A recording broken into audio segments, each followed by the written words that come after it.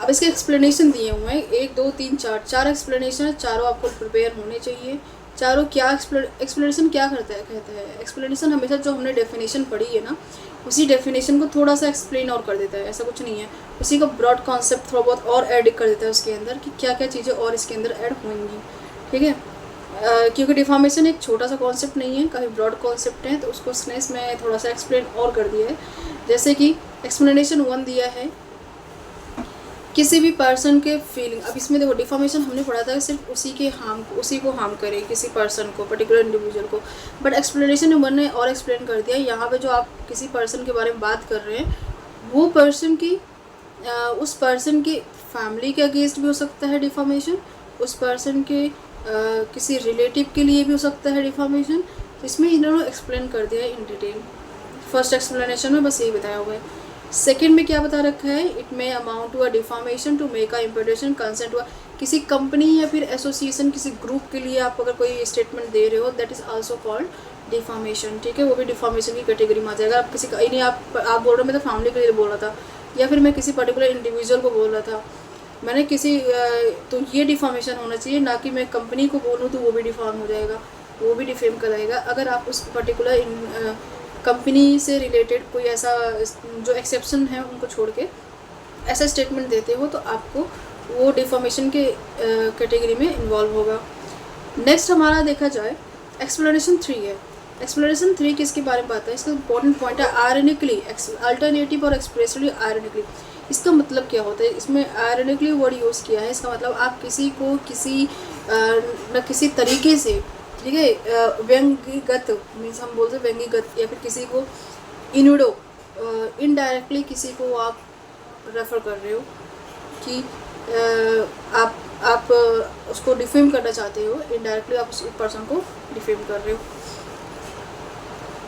Explanation 4 जो होता है वो भी एक इम्प्यूटेशन, अगर आप इम्प्यूट करते हो किसी पर्सन को डायरेक्टली या फिर indirectly in the estimation of other, किसी और के सामने क्या करते हो, उस पर्सन की मोरल इंटेलेक्चुअल कैरेक्टर को, मीन्स ये पागल है, ऐसा कुछ वर्ड आप यूज़ करते हो, ये पागल है उसको, या फिर उसके कास्ट कम्युनिटी को रेफ़र करके कि ये इस कास्ट का है, इसको ऐसे मत दो, पानी मत दो, ये मत दो, कुछ ऐसे वर्ड आप यूज़ करते हो और पब्लिकली आप उसको कहीं ना कहीं इंसल्ट करते हो, एनॉय करते हो, तो वो भी इस पर्टिकुलर पॉइंट में कवर होगा, वो एक्सप्लेनेशन 4 में आ जाएगा। एक्सप्लेनेशन 4 बस यही बात कर रहा है, अगर आप किसी की मोरल्स को, इंटेलेक्चुअल्स को, कैरेक्टर्स को, ठीक है, कहीं ना कहीं उसके कास्ट को लेके आप उस चीज़ को हार्म कर रहे हो, उसकी रेपुटेशन से रिलेटेड हार्म कर रहे हो, तो रेपुटेशन उसकी हार्म हो रही है और वो डिफॉर्मेशन में कवर हो जाएगा। तो गाइस ये हमारे 4 एक्सप्लेनेशन थे, डिफॉर्मेशन के मीनिंग थी, और इसका मैंने आपको कॉन्स्टिट्यूशनल एसेंस बता दिया है। इसके 10 क्या हैं, इसके 10 एक्सेप्शंस हैं। अब कहाँ कहाँ ये एक्सेप्शन मतलब होता है कहाँ कहाँ ये अप्लाई नहीं होगा, कहाँ अप्लाई नहीं होता है उसके बारे में हम पढ़ेंगे। एक्सेप्शन 1 में बहुत ही शॉर्ट में बताऊंगी, डिटेल नहीं बताऊंगी, क्योंकि डिटेल ऑलरेडी बेयर एक्ट में लिखा हुआ है, आप उससे पढ़ सकते हैं। बट अगर मैं आपको कोर पॉइंट बता दूंगी, उससे आप खुद ही रिलेट कर लोगे कि हाँ इसका मीनिंग क्या है, ठीक है। तो यहाँ पे इसका जो एक्सेप्शन 1 है उसके बारे में हम देख लेते हैं। अगर आप इन गुड फेथ, एक तो सबसे पहले आप जब आंसर लिखोगे ना, उसमें गुड फेथ वर्ड जरूर यूज़ करना, जो गुड फेथ वर्ड की वजह से ही ये एक्सेप्शन आ रहे हैं, अदरवाइज एक्सेप्शन नहीं बनेगा। ये आप गुड फेथ में होना ज़रूरी है। गुड फेथ के अंदर आप ऐसे आरोप लगा रहे हो, ऐसा लगता है कि हाँ वो आप आरोप लगा रहे हो, बट वो आरोप है नहीं। पब्लिक में भी लगा रहे हो, कोई ऐसा आरोप लगा रहे हो, पब्लिक में लगा रहे हो, बट वो उसके ट्रू कंसर्न से लगा रहे हो, उसके वेलफेयर के लिए लगा रहे हो, किसी पर्सन के वेलफेयर के लिए वो वर्ड यूज़ कर रहे हो। जैसे कि कोल्ड ड्रिंक है, आप कोल्ड ड्रिंक को आप कहीं ना कहीं उसकी रेपुटेशन ख़राब कर रहे हो कि कोल्ड ड्रिंक जो है नहीं पीना चाहिए, क्योंकि इसके अंदर क्या है, इससे इंसान की बॉडी डैमेज होती है, फिर जो भी चीज़ है।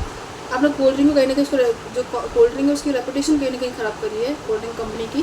बट यहाँ पे एक इंसान की, एक पर्सन की वेलफेयर के लिए आपने वर्ड कमेंट डाला है, कमेंट यूज़ किया है, तो सच्चाई बताइए किसी पर्टिकुलर प्रोडक्ट की या किसी पर्टिकुलर चीज़ की।